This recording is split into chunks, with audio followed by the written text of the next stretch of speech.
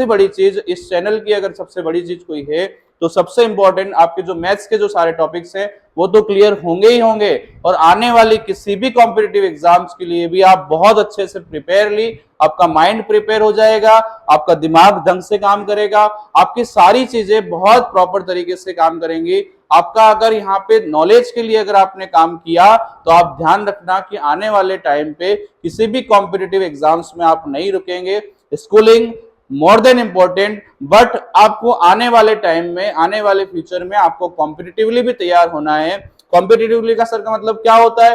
Competitive का मतलब ये होता है कि आप आने वाले जितने भी जेई हो गया, नीट हो गया, या किसी भी एग्जाम्स के लिए बहुत अच्छे से अपनी प्रिपरेशन करना चाहते हैं तो बेस उसके लिए सबसे अच्छा मजबूत चाहिए। जिस भी बच्चे का बेस मजबूत है वो कभी भी जेई, नीट या किसी भी बड़े एग्जाम्स के लिए 100% क्वालिफाई कर जाएगा।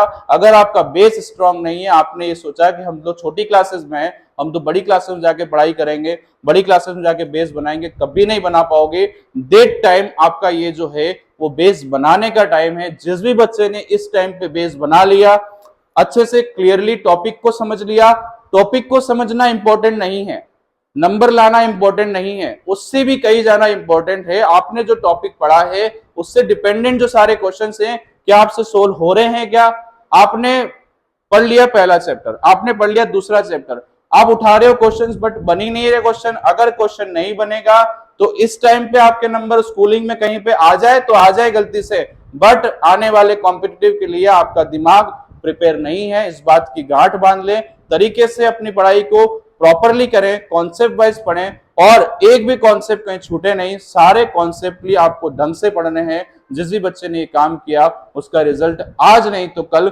100% आएगा ही आएगा। आपको इसका रिजल्ट